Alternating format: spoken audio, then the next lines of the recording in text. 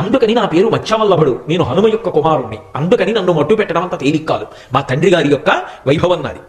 హనుమ చూసి పరమ సంతోషంతో వెళ్ళి పుత్రగాత్ర పరిష్వంగం కొడుకుని కౌగలించుకుని మురిసిపోయి, నాయన నిన్ను చూస్తే ఎంతో ముచ్చటగా ఉంది, నేనే హనుమని, నువ్వు నా కుమారుడవు, నీ యందు అపారమైన ప్రీతి పొందాను అంటే తండ్రి కాళ్ల మీద పడి నమస్కారం చేసి, నాన్నగారు నేను మీకు ఎలా ఉపయోగపడగలదని అడిగాడు.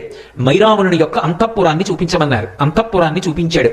ఇక నువ్వు వెళ్ళిపోమ్మని ఆ మైరావణుడితో యుద్ధం చేసి స్వామి హనుమ ఆ మైరావణుడిని మట్టు పెట్టడం అంత తేలికగా ఏమైపోలేదు. ఎందుకంటే ఇద్దరి మధ్య ప్రచండమైన యుద్ధం జరిగింది. ఆయన తన దంతములతో మైరావణుడి యొక్క కంఠాన్ని కొరికేసి గోళ్లతో శరీరాన్ని ఖండములుగా చీల్చి పక్కన పారేసినా మళ్ళీ వాడు వచ్చి యుద్ధం చేసేవాడు. అసలు ఎలా మరణిస్తాడు ఈ మైరావణుడు? ఏం చేసినా మళ్ళీ బతుకుతున్నాడు. తెల్లబోయారు హనుమ. అప్పుడు దుర్గండి చెప్పింది, శరీరాన్ని ఎంత హింస పెట్టినా మరణించాడు. ఆయన మరణించాలి అంటే ఒకే ఒక్క కారణానికి మరణిస్తాడు.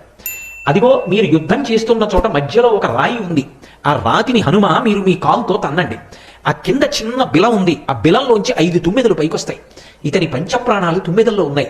అవి ఎగురుతున్నంత కాలం ఇతను మరణించాడు. ఆ 5 తుమ్మెదల్ని మీ పాదంతో నొక్కేయండి.